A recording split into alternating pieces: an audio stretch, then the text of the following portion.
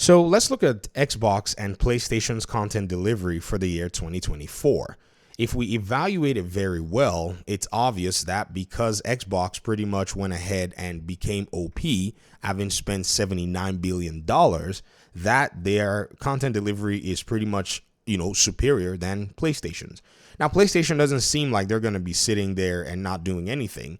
Apparently, there's talks that they've approached Kadokawa to try to acquire the company, which would give them the Bloodborne Elden Ring developer from software. Now, is this going to make a dent in, say, what right now Xbox has going on for them?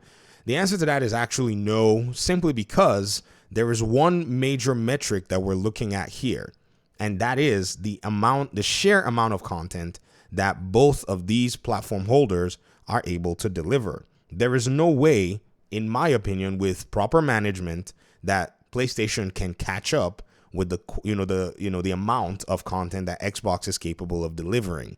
And I think this is where they have the lead. They've always decided that this is where they wanted to go because, again, remember, one of the biggest monikers for Xbox back in the day was Xbox has no games, which it's never been true. People just were not interested, or maybe there was just a loud vocal noise on the internet that made it seem like that. And with that in mind, it comes into question that, okay, with all of what's going on, Xbox is taking that approach where they want to dump more games out and make them available for their audiences. Now, the number of games that we saw at the Xbox showcase is one that kind of gives us a starting point to be able to point out which Xbox games are here and which Xbox games are maybe third party and so on and so forth.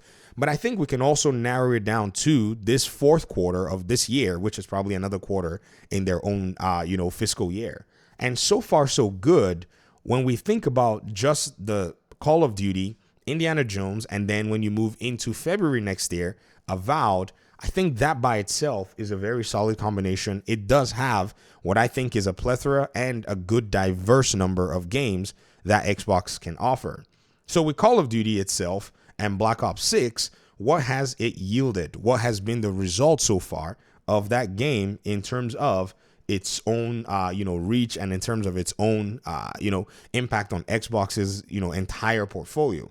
Well, the answer is actually very simple. If you kind of think about it right now, there are reports, there's the data, there's all what you can actually place upon Xbox on seeing that for the most part, Call of Duty has not shifted anywhere. Like, if you kind of think about it, this is one of those games that is, for the most part, unbeatable at the moment. You really need, a phenomenon to come in and beat this particular title for taking basically more player time across the board in terms of what's going on.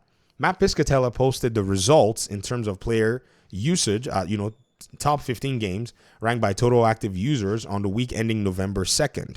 We're now in November 22nd. I think very soon he might post a more updated one. But what we're seeing is in this particular list and category, Call of Duty HQ is pretty much the number one played game on Xbox and on PlayStation consoles as well. Fortnite being number 2 across the board. Roblox is number 3 on Xbox, but it's number 5 on the PlayStation side. And then as we continue to go down, we're looking for Minecraft. That's where you're going to see, what Xbox is doing in this category. EA games are here. GTA is here. Roblox is doing well. Dragon Ball Sparking Zero actually made its way to the top 10 on PlayStation, which is actually very cool. And then WWE 2K24 on PlayStation as well. And then you see Minecraft at number 9 on PlayStation, and then Minecraft at number 5, maintaining its position. Now look at the PC side. The PC side, usually in the past, data sets did not used to have Call of Duty this high up. They used to have their, Counter-Strike, Team Fortress, and a lot of these other games. But somewhere, somehow, Call of Duty basically climbed its way as well in that week. And this is probably like maybe a week or 2 weeks after the game had launched. So again, the domination of this game in terms of the whole player engagement and player conversation is one that continues to lead this market shift. According to Matt, he says another massive week of engagement for Call of Duty in the US. Circana, US player engagement tracker, basically puts the top 15 games, and apparently 58% of Xbox active users and 37% of active PS users played Call of Duty HQ. It appears that this Gamepass strategy is working. This is what they want. They want more people playing on that Game Pass platform, they've removed the barrier to entry with their games by putting them wherever players can be, especially the multi-plat games. There's still the single player games. There's still this, situations and scenarios where games are still exclusive. I still keep seeing Xbox players saying that, oh, well, they're going to go put all their games on Xbox. Why should I bother buying an Xbox? When in reality, they're still exclusive games to Xbox. Even I, that I'm the person that's advocating for games to be everywhere, I still have not drawn the conclusion that Xbox is going to put all its games everywhere. But they have communicated, though, that there are no red lines. And no red lines mean we're not going to eat a loss for a game because of your feelings. They're literally going to look at their games and look at their performance. And if the games are performing well, they can stay exclusive. But if a game is too expensive, like Indiana Jones, or if the game is not making money, like the case of, say, even Hi-Fi Rush, those games are going to go use PlayStation, which is an Xbox, to farm more sales. Now, Monster Hunter Wilds, at the time its beta, did number 2 on Steam, and only 3 titles on Xbox were played by more than 10% of active users during the week. Call of Duty HQ, Fortnite, and Roblox, while 4 did so on PS5. Basically, Call of Duty, Fortnite, Grand Theft Auto, and also NBA 2K25. Matt Piscatella talks about this in a different light and perspective as to what the gaming industry is going through, but we'll try to look at that in a separate video because I strongly believe that he is onto something with the way AAA games and even indie games right now have suffered because of this particular notion.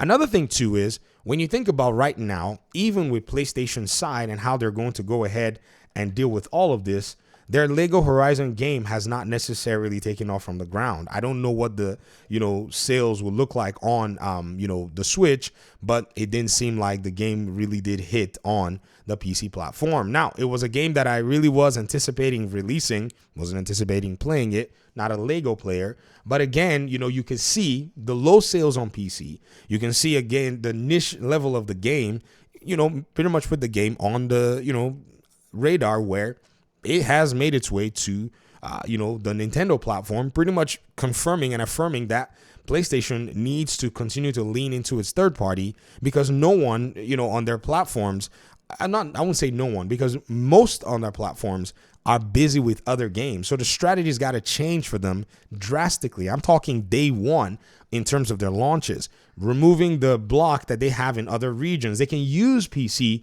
to be able to reach those other regions and, make some money. But it doesn't seem like that's their focus. So again, maybe they don't want to make money. Maybe they have investor money. Maybe that's what it is that they're leaning on. And so being pro-consumer right now is not on their radar. But by and large, I think we can safely say that the Call of Duty play right now has pretty much paid off. There are still talks, and I'm not going to draw any conclusions, of Xbox for the first time actually overtaking PlayStation in terms of revenue. We'll see how that pans out. I'm not really sure, but I don't think it's really too much of a fair comparison, to be very honest, simply because when you kind of think about it, ladies and gentlemen, they lost $400 million on Concord. So that could have been something that put them behind. And then they also paid $3 billion on Bungie. So who knows? Maybe these are things where they've not yielded much from their, Destiny, coffers and so on and so forth. And then development costs with Marathon. They're just different challenges there. But again, the scales are what they are. If your business did not, knock out what it was supposed to knock out, you're going to see yourself in this particular area. So let me hear your thoughts in the comment section. What are you seeing right now trending in terms of the market? What are you seeing right now trending in terms of the gaming scene? I think Xbox still maintains this very strong area, and PlayStation is needing to adjust exactly what it's doing in order for it to be able to make what I think are significant gains in the market right now. Thanks again for watching the video. I'll talk to you guys soon in another one. Peace out.